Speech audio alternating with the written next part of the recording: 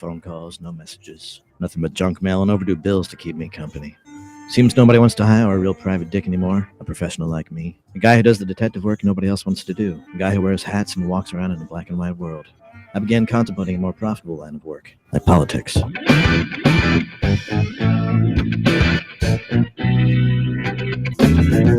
are the show you want to know. It's time to talk to you.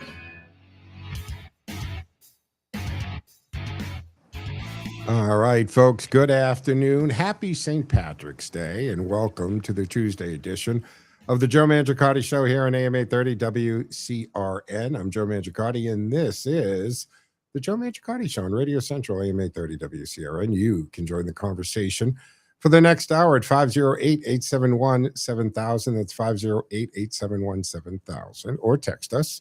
Text line up and running at 617-297-8388.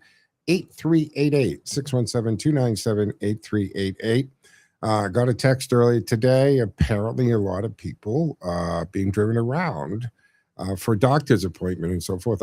Elderly retired people are listening to the show, so thank you there.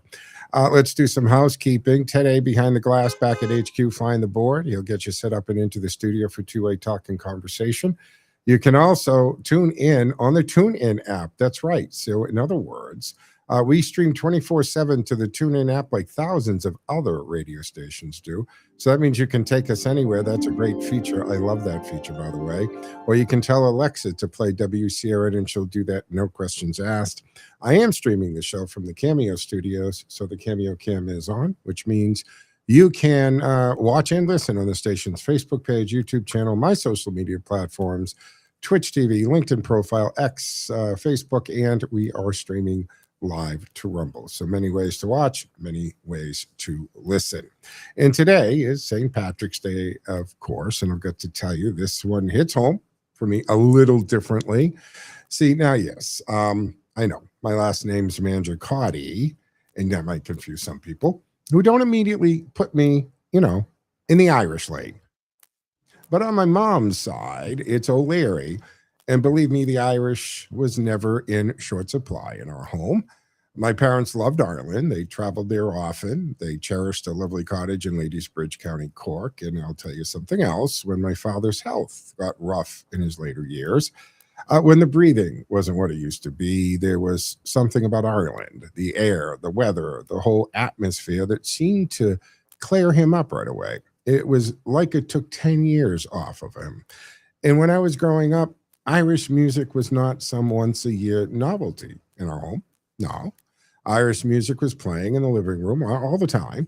So when St. Patrick's Day rolled around and my sisters and I were out with our friends, we'd be singing along to all those very Irish songs, word for word, while everybody else kind of looked at us like we had two heads. This was just normal in our house. And that is really what today is about. Yes, there's the green. Yes, the parade. There's the corned beef, the pints, the songs, the laughter. But beneath all of that, St. Patrick's Day is about memory and heritage, family, immigration, faith, endurance, and identity. It's about people who came here, built communities, worked hard, fought hard, raised families, built churches, built neighborhoods, built businesses, built the police and fire departments in a big way, right? And also built politics as well as culture. And they left a mark all over America. Now, one of the greatest little historical corrections people need to hear today is this. The oldest recorded St. Patrick's Day parade what is now in the United States was actually not in Boston or New York. It was St. Augustine, Florida, back in 1601. Boston's observance came later in 1737, and New York's followed in 1762. Boston, of course, remains one of the great capitals of Irish America. The South Boston Parade traces its roots to 1737, and the celebration has long tied together Irish pride in Evacuation Day on March 17th in 1776, departure of British troops from Boston. But in Boston, the Irish did more than celebrate. Learned early that real power in America was not just in the streets, not just in the churches, not just in the neighborhoods. It was actually in the ballot box. They figured it out earlier than most that votes could become leverage, leverage could become organization, and organization could become power. By the late 19th century, Boston politics was filled with powerful Irish ward bosses, right? John Fitzgerald Kennedy and later the legendary James Michael Curley, who understood precinct by precinct, block by block, family by family, how political power was built and held. Boston Irish political machine became one of the defining forces in the city's history, and that mattered because for generations, Boston politics was not just influenced by the Irish, it was in many ways run by the Irish. Their success at turning numbers into votes and votes into office changed the entire power structure of the city. It shaped City Hall, the legislature, Congress, patronage, reform fights, neighborhood alliances, the whole thing. And here's a telling piece of Boston history. It took Boston until 1993 to get its first Italian-American mayor, Thomas Menino. Menino became acting mayor in 93 and then won election that same year, becoming the city's first Italian-American mayor and the first mayor of not Irish descent since 1930. So yes, it took about 3.5 centuries of Boston history before an Italian finally broke through that wall. That tells you just how powerful and durable the Irish political hold on Boston really was. And here in Worcester, this is not some minor sideshow by any means. Local reporting this week described the Worcester Parade as a major community event drawing tens of thousands of spectators, about 130 entries, and thousands of participants, while serving as a real economic engine for businesses along Park Ave. And that gets to another point too many people miss. St. Patrick's Day is not just sentimental, it's economic muscle. The National Retail Federation says 60% of consumers planned on to celebrate St. Patrick's Day this year, with an average spending a little under $50 per person, a total holiday spending projected at $7.7 billion with a B. That means restaurants, bars, hotels, transportation, retail, tourism, event staff, musicians, local merchants, all of them feel this day in a very real way. Then you add the civic spectacle of it all. Massive parades, tourism, entire weekends built around the celebration. Chicago dyeing their river green.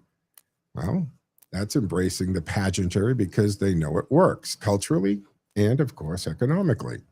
And let's be clear on another fact. It's absolutely true that America has far more people claiming Irish ancestry than in Ireland has residents today.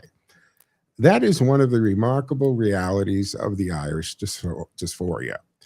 But the cleaner point for Boston is this. The Boston area has one of the highest concentrations of Irish ancestry in the country, which is why this day lands here with such force and authenticity. The Irish footprint in Massachusetts is not cosmetic. It is generational. It is structural. It is woven into the identity of the region. Look what's happening in the Oval Office today. Now, let's be clear. It is absolutely true that America has far more people claiming Irish ancestry than Ireland has residents. That is one of the remarkable realities of the Irish situation here. But it is, as I said, not just cosmetic. It's woven into the fabric. So today is bigger than green beer and funny hats. It's about the old songs in the living room. It's about County Cork and South Boston. It's about Worcester and Park Ave. It's about family stories. It's about immigrant grit. It is about people who come here, suffered, endured, organized, voted, rose, and helped build this country. And in Boston especially, it is about people who didn't just join the system, they learned how to run it. That is one of the great Irish stories in America. So whether your name is O'Leary, Sullivan, Murphy, Kelly, Mangiacotti with an Irish mother, or none of the above, today you can appreciate what the Irish gave this country. Toughness, humor, loyalty, music, a lot of poetry, and patriotism. And deep understanding that culture matters, community matters, and yes, the ballot box matters too. So happy St. Patrick's Day, folks. It's a pleasure to spend a little bit of that with you here today. You can join the conversation at 508-871-7000. That's 508-871-7000 for the remainder of the time we have left together. We'll go to the phones right away. Mark, we're squeezed for time. If we have to stay over, we can do that. What say you? Happy St. Patrick's Day, Mark. Aaron Gobra, Ireland forever. But it's too bad Ireland's gone. I hate to tell you. And I am half Mick myself, and I hate to tell you. I'm watching the on PBS, believe it or not. They got a live feed from the St. Patrick's Day in Dublin, mind you. Downtown Dublin. Well, St. Patrick was a Catholic saint, was he not? I believe he was. He was. Catholic saint. Yeah. You don't see one image of St. Patrick in the whole parade, and I was watching it for close to 1 hour. Really? And I didn't see, really, I didn't see one reference to any Christian imagery or symbolism, none whatsoever. But what I did see is a lot of paganist stuff, like these, what do they used to call the druids, the priests? Yeah, you got druids dancing around and depictions of the Gaelic Wicker Man and holy mackerel, everything is paganism now. At least you weren't telling me you saw a lot of Muslim symbolism. And I didn't see no Muslims there, but I saw a lot of pagans there that used to be Irish Catholics who was reverted back to paganism. Wow. Okay. That's sad to hear, Mark. Really, that's too bad. Thank you for the call. I appreciate it. We're against the clock. It's not a floating break. It's a hard break, folks. Back in 2 minutes and 10 seconds. Stick with us. Back on the other side.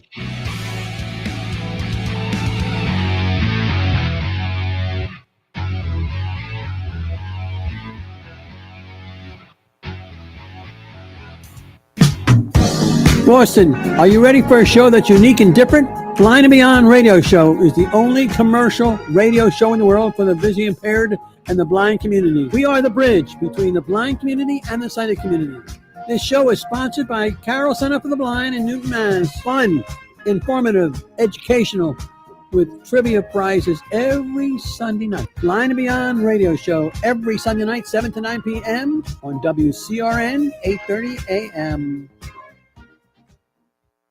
Did you know most chicken restaurants fry their food in inflammatory canola oil, the kind linked to chronic inflammation and health issues? At New Chicken, we're rewriting the fast food playbook. Located at 318 Park Avenue in Worcester, Mass., we serve up delicious comfort food with a conscience. Our chicken is humanely raised and free from hormones and antibiotics. Then fried in clean, heart-smart avocado oil packed with nutrients and flavor. And our fries, forget the greasy stuff. Ours are cooked in traditional, savory beef tallow. It's how fries used to taste before processed oils took over. No factory oils, no synthetic shortcuts, just real, honest food made for people who care about what goes in their bodies. At New Chicken, your health doesn't get sidelined for convenience. You get both, flavor you crave and ingredients that matter. Stop by today and taste the difference. New Chicken, where fast food finally grows up. WCRN Radio is thrilled to bring back a legendary voice, and now you can help tell the stories. Paul Harvey captivated millions with his unique style and unmistakable voice. By sponsoring the rest of the story, your brand can become a part of this rich tradition, and it links your business with a program that people love and trust. So don't miss this unique opportunity to grow your business while becoming part of something truly special. For sponsorship details, just go to WCRNradio.com.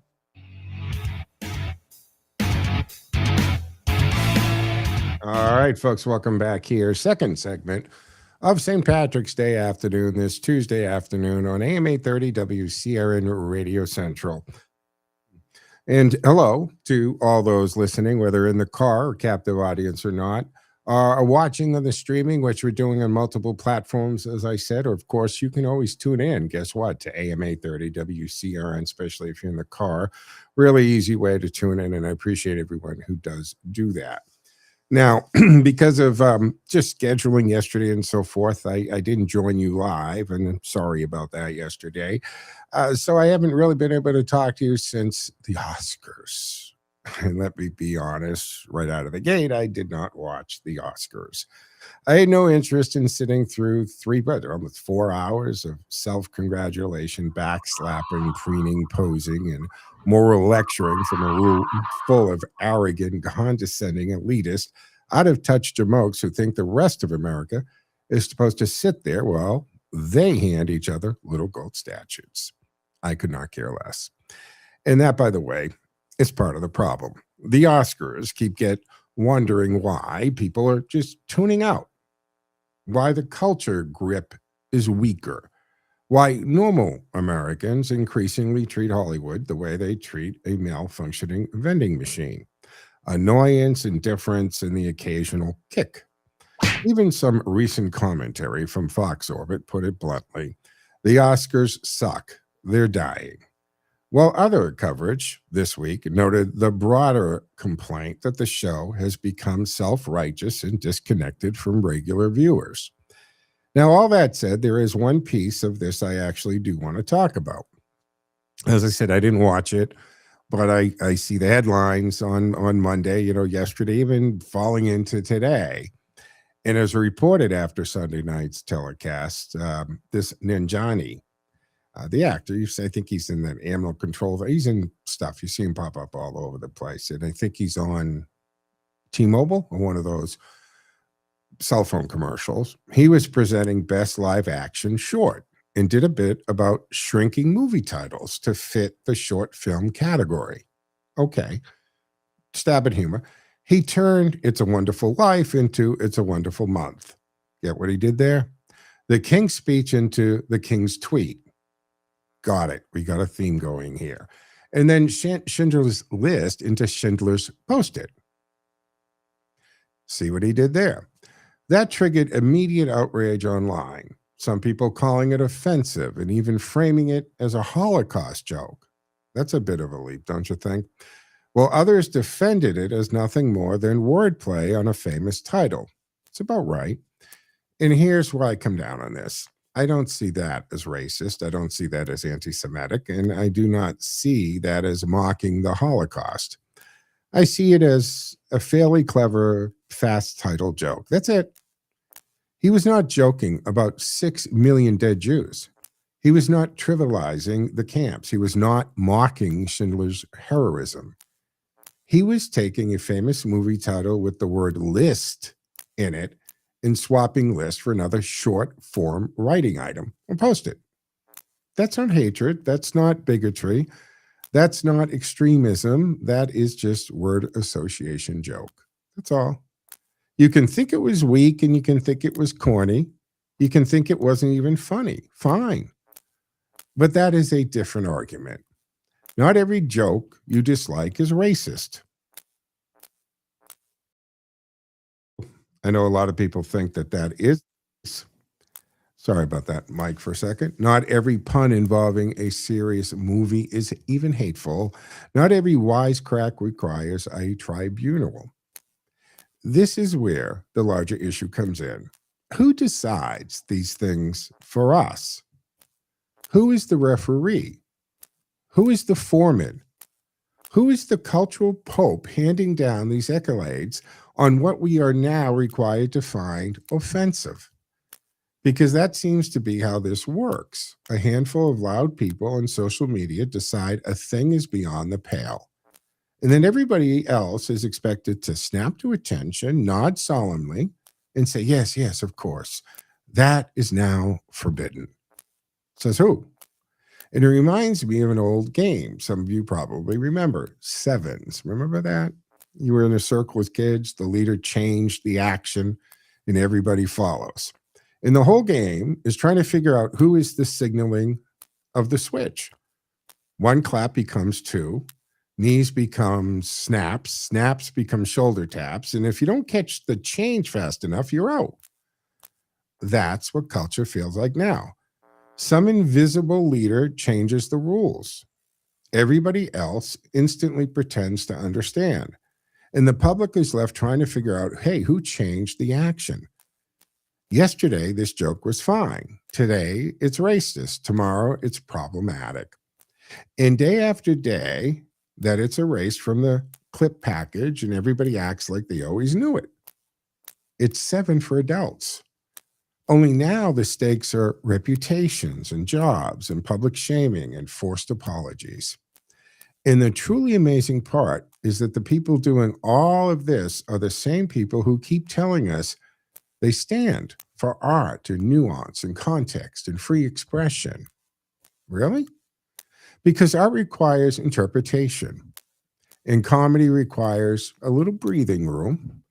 Language requires context, and adults are supposed to be capable of distinguishing between a pun on a title and an actual malice. But that's not how the modern outrage machine works. It doesn't care about intent, and it doesn't care about context. It doesn't care whether a reasonable person would hear that line and think, oh, he's just making a short form joke. No, it wasn't escalation. It wasn't maximum accusation. It wants the charge sheet filled out in the most dramatic terms possible. And frankly, that impulse is one of the reasons people are sick of Hollywood in the first place. You want to know why the Oscars struggle for relevance? It's not just because the movies are less central to the culture. It's not just because viewing habits have changed. It's because people are tired of being talked down to by an industry that wants to be treated like a temple and a therapy session all combined into the same time. So the 98th Academy Awards aired March 15th on ABC from the Dolby Theater, hosted again by Conan O'Brien. One battle after another won Best Picture and 6 award totals.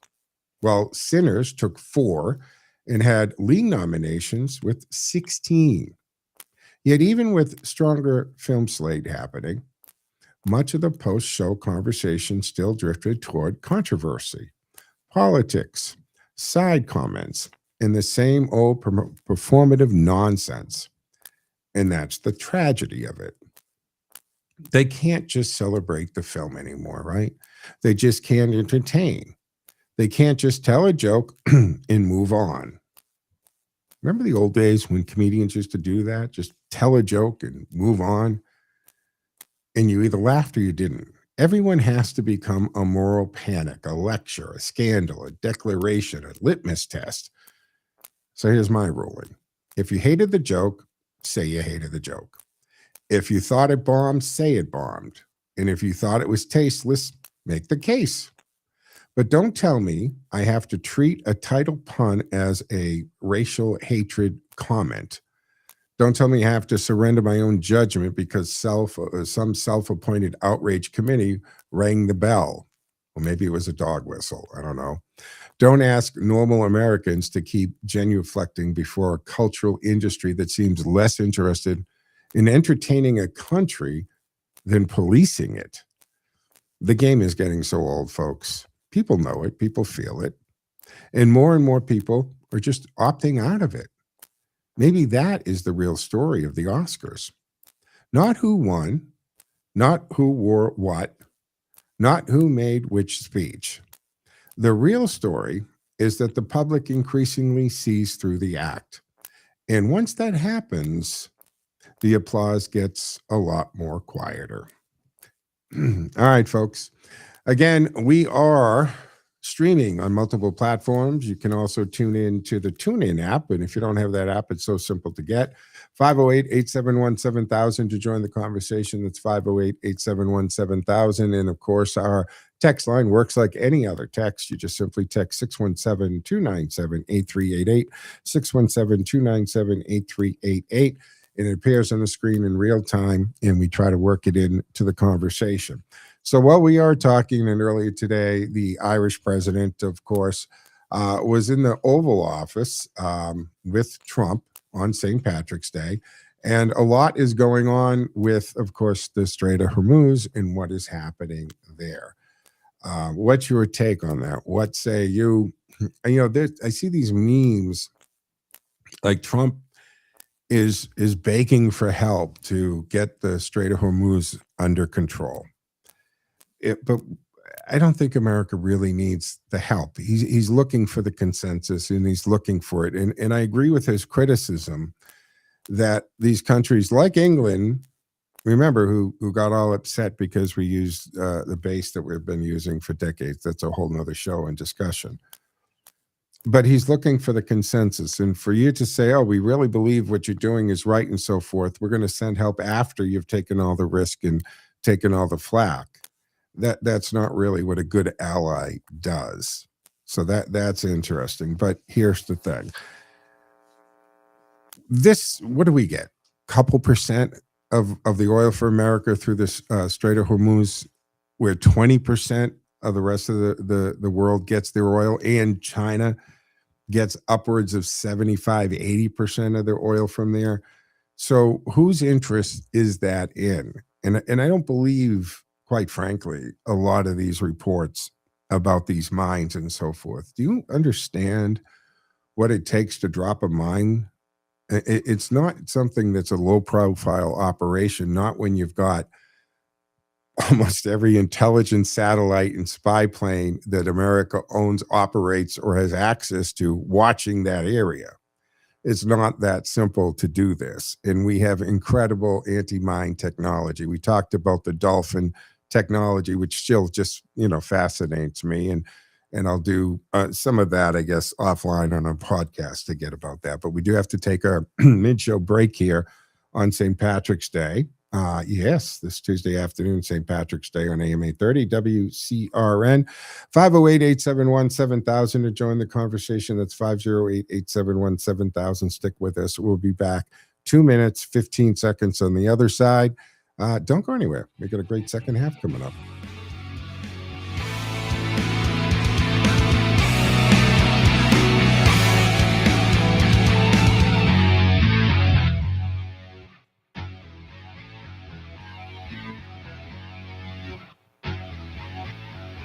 Time now for the forecast from the Boston Independence Group Weather Center. Call Jerry Doherty today at 877-772-1776. Retirement is within reach.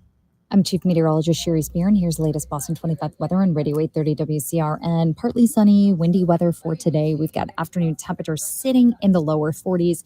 And honestly, there's going to be a wind chill that makes it feel quite a bit cooler. Gusts today will continue between about 30 and 40 miles per hour through the afternoon, and then finally diminish tonight. Tomorrow's actually going to be a pretty chilly day. High temperatures for your Wednesday plans will be stuck in the 30s with a mix of sun and clouds. I'm Chief Meteorologist Sherry Spear, and you can hear Boston 25 live from the Morning Drive weekdays on AM 830 WCRN.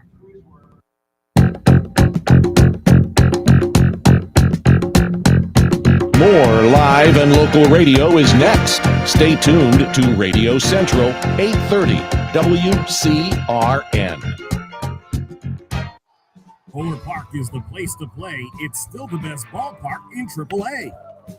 Unibank fireworks every Friday. Sunset catches every Saturday. And kids run the bases every Sunday. Visit WooSox.com or call 508-500-8888 and get your tickets today. Polar Park is the place to play. It's still the best ballpark in AAA. The best Italian cuisine served by some of the nicest folks you'll ever meet is at Ziti's Italian Trattoria. It's fine Italian cooking at the Speedway Shopping Center, 290 Turnpike Road in Westboro. It's like sitting down with your family for an authentic home-cooked Italian meal. From intimate dinners to catering for events of all sizes. From pizzas and calzones to classic Italian dinners. Every meal at Ziti's is one you'll remember. Head on down to Ziti's, 290 Turnpike Road in Westboro.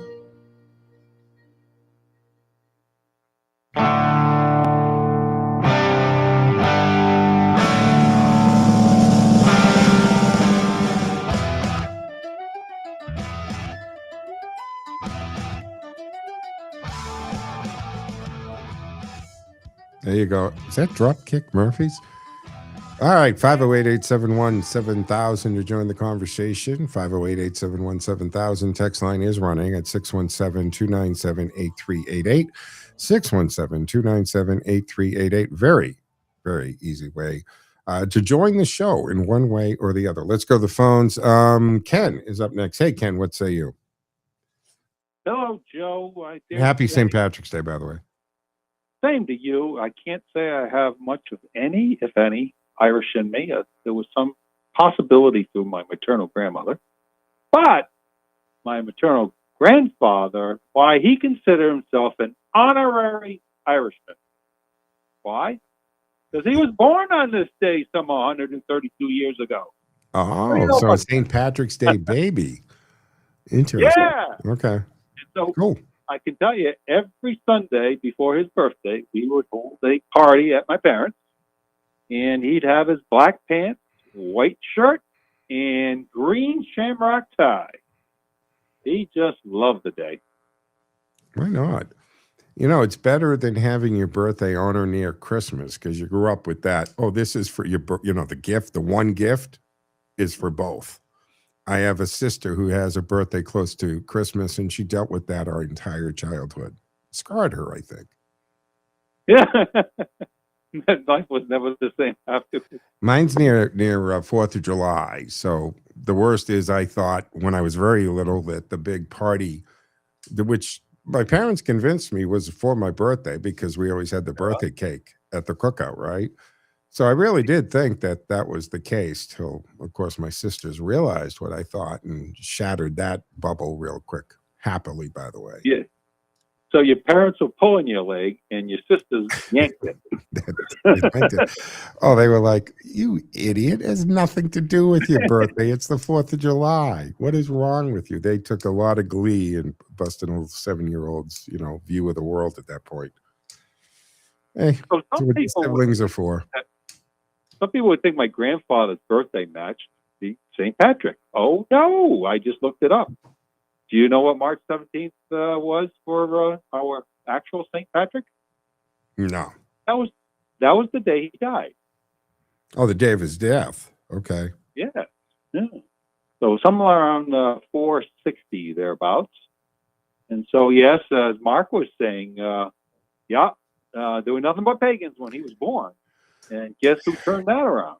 But none other than St. Patrick. But we see that all through the Christian religion, including Christmas. I mean, Jesus wasn't born on the 25th of December. It was a pagan holiday, which the church decided was easier for the transition because they were converting a lot of pagans and other religions to Christianity. And it was don't forget, at that time, most religions had multiple gods. So they had to sell the concept of one God. And they used pagan rituals, symbolism, and holidays for the transition, including Christmas. So, of course, I would think there'd be a lot of pagan involved with St. Patrick's Day, like a lot of other saints, I'm assuming. And the other thing that interested me was you were talking about the Oscars, which I, too, did not see. I could care less. And it really tells you a lot about the previous 500 years versus what people are trying to force us into. Let me just start off by saying, you know what, Joe? I don't agree with everything you have to say, and you don't either. And isn't that wonderful? And yet the theme that you're highlighting is this cultural 21st century thing, where a lot of people think, oh, you got to think alike. You got to go with the crowd. I'm like, no. You know what? Before there was the Enlightenment 500 years ago, Not only did you have to go to the crowd, if you didn't, off with your head. So I can't really blame those people for going with the crowd. Very dangerous not to. Just as it was the past 47 years in Iran. And has been building up in the woke movement of the 21st century. Don't they have a lot of life? And that's the problem with today's society, which I think we've hit peak on that. Because I really cherish the people who think like we do. Hey, I'm not like anybody else. I like a this, I like a that, and when you add it all up, there's nobody quite like me. Let me ask you something, because I realized something. During the last few years, when some of these actors, and some of them icons, right? De Niro and Kurt Russell, and some of these people who we've watched their movies and their products for years, and we've loved them as actors, or at least we love the characters they portrayed, how they portrayed them. Writers have a lot to do with that. But then they come out on social media. They did during the pandemic, and they have since Trump's been on the scene, and they lecture us, right? Kevin Bacon's done it too. Kurt Russell's done it. Of course, De Niro, who thinks he really is a tough guy, all that stuff. Have you found yourself looking at something with one of these people who come on and say something stupid? Remember Schwarzenegger coming on and saying F your freedoms and all this during the pandemic? And you look at a show or a movie that's out and they're in it. Do you make a conscious decision? I'm not going to watch it because now I know what they really think of me. Now I know what they think of America. Now I know how they feel. I don't need to watch that movie. Have you done that at all? And I'm asking that to everyone.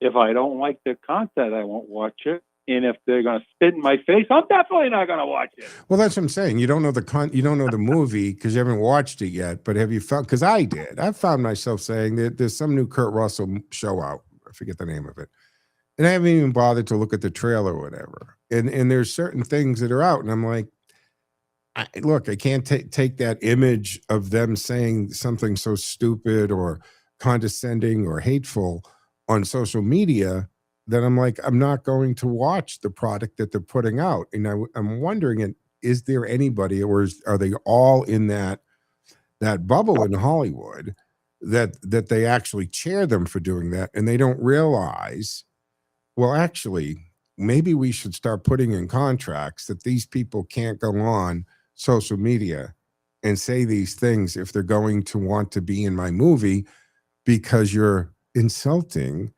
and turning half of America off. And like, I know I've talked about this in the past. There are certain people, which I applaud, Reba McEntire, Dolly Parton, I think, was it Jordan, one of the big sneaker guys, say, hey, guess what? Conservatives buy sneakers too. Look, if you're going to do that, you got to expect that somewhere there's going to be a financial consequence.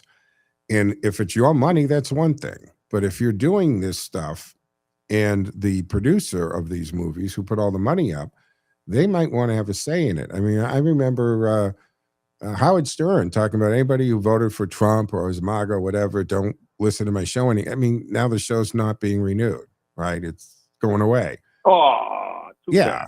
I haven't listened to Howard Stern in 30 or 40 years, so I really don't.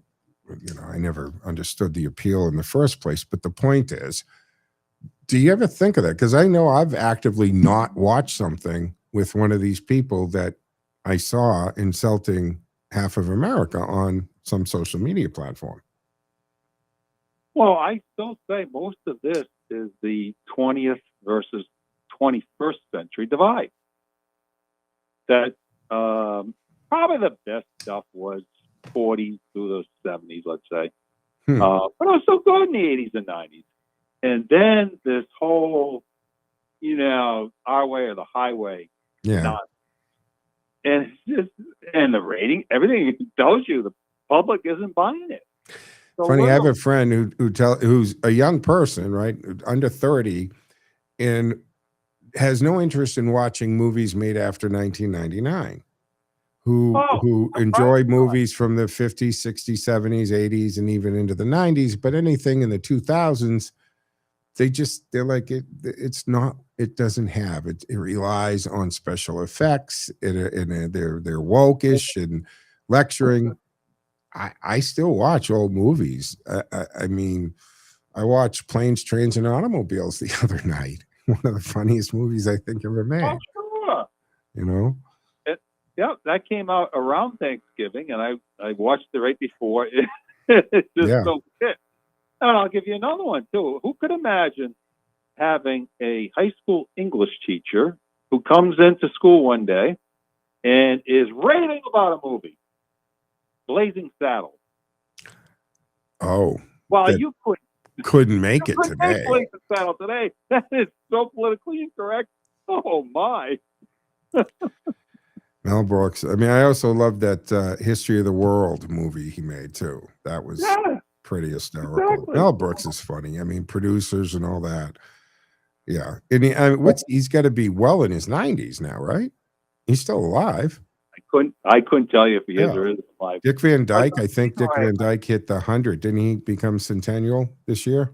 Past year, rather? I believe you're correct on that. Yeah. I saw him within the past year or two. For a man his age, wow. He can still move. Good for him. Yeah. Yeah. I saw something about him for Singing in the Rain. Was it Singing in the Rain? I don't know. He did something. Dancer. He did something for nothing just to be in it. I think it was that. I don't know. I remember in Chitty Chitty Bang Bang. Loved that car. But anyway, I think that some people have avoided certain TV shows or movies because they've come to know the actors because they've been allowed to go and make posts on their own without somebody scripting it for them, which I think is costing Hollywood some money in the long run. And I think it contributes to why the Oscars aren't what they used to be. And people look at, when was the last mega blockbuster at the movie theater? I can't even tell you what it was. I wait for them to come on Prime or Netflix or whatever. What's the difference? You wait a month. No big deal. Final word, Ken, we're against the clock. I couldn't name you an actor or actress who won any of the prizes Sunday night or any of the movies for that matter. That's what I think of that. Yeah, other than the headline ones I mentioned, I can't either. I don't pay attention to that either. Yeah. All right, Ken. Thank you so much. Thank you for the call. Always appreciate it. All right, folks. We're going to take a third final break here on the Joe Mangiacotti Show on AM 830 WCRN Radio Central. Stick with us. We'll be back on the other side. That's 2 minutes, 15 seconds. Don't go anywhere. We got the final segment ahead.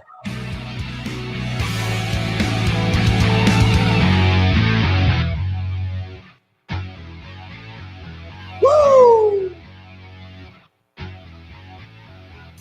Are you concerned about the future of health freedom in Massachusetts? Join us for the People's Health and Freedom Forum, a powerful one-day event bringing together leading voices in health, education, and personal freedom. On Saturday, April 18th from 9 a.m. to 7 p.m. in Oxford, Massachusetts, you'll hear from experts including pediatrician Dr. Larry Pilevsky, analyst John Bodwin Sr., and other physicians, educators, and advocates working to restore integrity and choice in medical decision-making. You'll learn how to find healthcare practitioners aligned with your values, navigate mandates and exemptions, understand concerns surrounding COVID and mRNA policy, and explore alternative K-12 education options and EMF safety strategies. Your ticket includes a full day of speakers, lunch, and a happy hour to connect with others who care about health freedom. This event is hosted by Health Rights MA Advocacy and proudly sponsored by WCRN Radio. To stand with us as sponsors, email hello@healthrightsma.org. To get tickets, visit healthrightsma.org. Educate, organize, unite for freedom.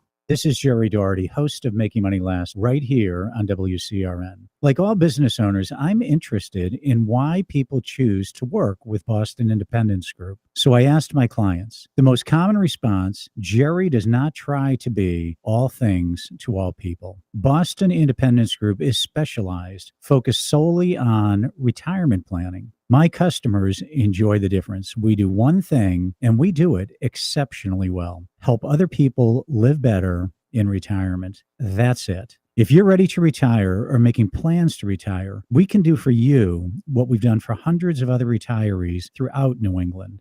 Live better in retirement. Just give me a call. I'll show you how. My toll-free number is 877-772-1776. Again, that number is 877-772-1776. And you can visit us on the web at bostonindependencegroup.com. bostonindependencegroup.com.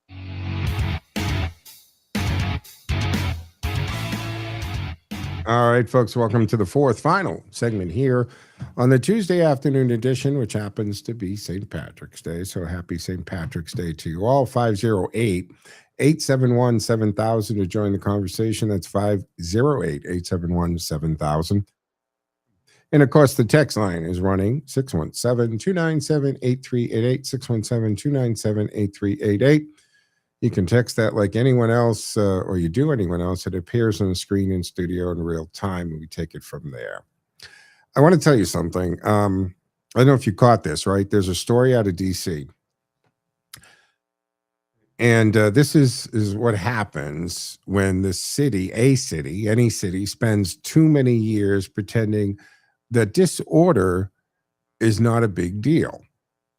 So a few days ago, on the 14th, you had about 200 teens flood the Navy Yard section of D.C.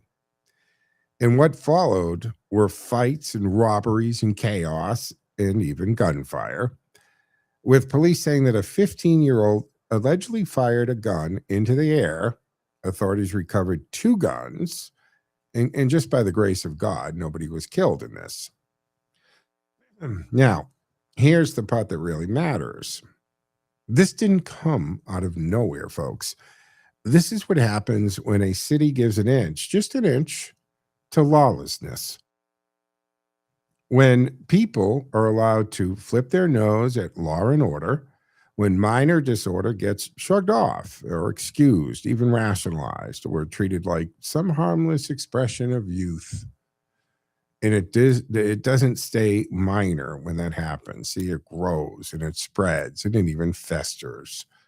And the old broken windows principle exists for a reason. And I'm sure you've heard that term. And the theory behind the broken windows theory is very simple. When little things go unchecked, vandalism, intimidation, disorder, public nuisance, petty lawlessness, the signal goes out that nobody is really in charge here. And once people believe nobody is really in charge, the biggest stuff will follow. And that's not a theory by any means. It's observable reality in city after city after city. And that's why this phrase, remember Barney Fife, Andy Griffith show, right? It's more relevant than ever. He used to say it, nip it in the bud, Andy, nip it in the bud. And Barney was right. Because if you do not nip it in the bud becomes a branch, the branch becomes a tree. And before long, the whole neighborhood is dealing with chaos that everybody pretends they never, ever saw coming. Well, some of us saw it coming. And some people, even on the left, are starting to admit it. Former Biden White House advisor, I don't know if I'm going to kill her name, Egbewol, said plainly that blue cities need to wake up, and that tolerating this behavior is unfair to residents and unfair even to the kids themselves. And that's right. It's exactly right. Because it isn't compassion, it isn't kindness, and it certainly isn't equity. It's not social justice. It's abandonment. You are abandoning the decent people who actually live there. And you are abandoning the business owners who invested there. And you're abandoning families who want to feel safe while they walk the streets at night.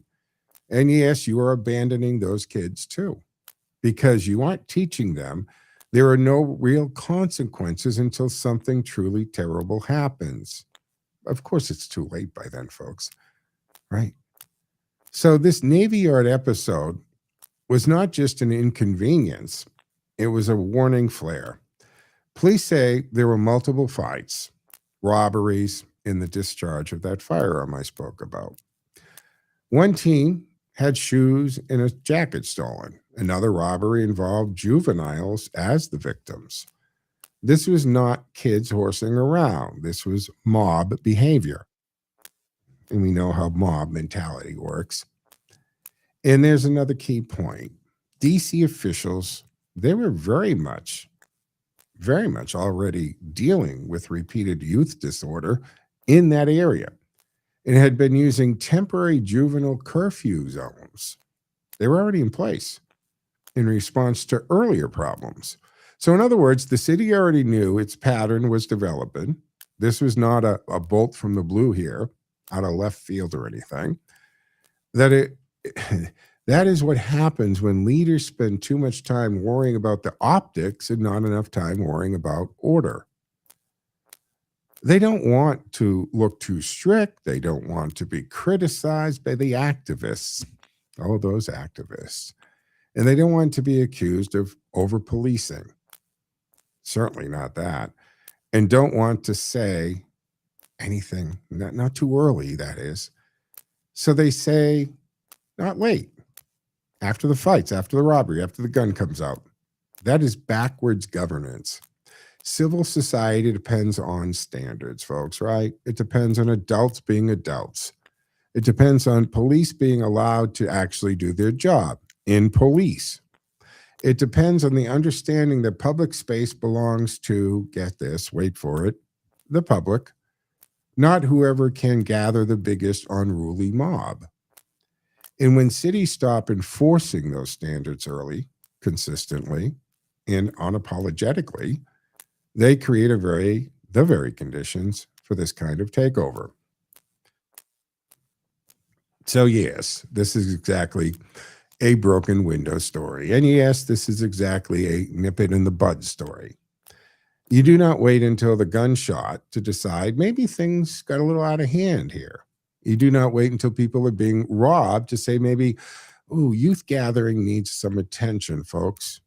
You do not wait until neighborhoods feel occupied by disorder before deciding perhaps law and order mattered after all. You stop it early. You stop it clearly and definitively. You stop it before the culture of impunity actually sets in. Because once that culture takes hold, good people retreat, bad actors advance, and the city starts belonging to the loudest and most lawless among us. That is the lesson. That is the warning. And for cities that still refuse to learn it, more of this is coming. So nip it in the bud, Andy. That wasn't just a funny line. That was wisdom.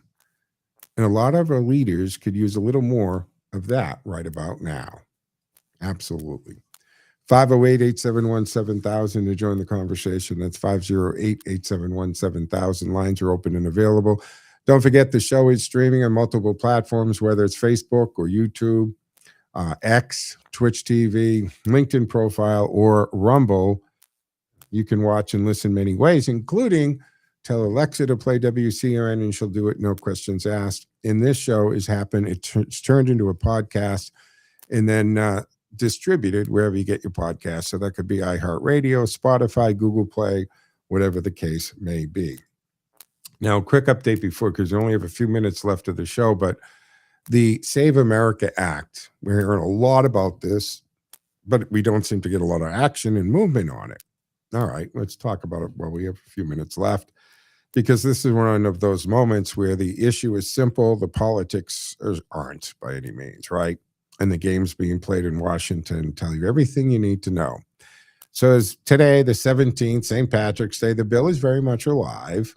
It's passed the House, and the Senate is now in the middle of the procedural fight over whether it is given or even gets the real path forward, right? The Senate's own published schedule said that Majority Leader John Thune was expected to bring up the House message, and that's 1383.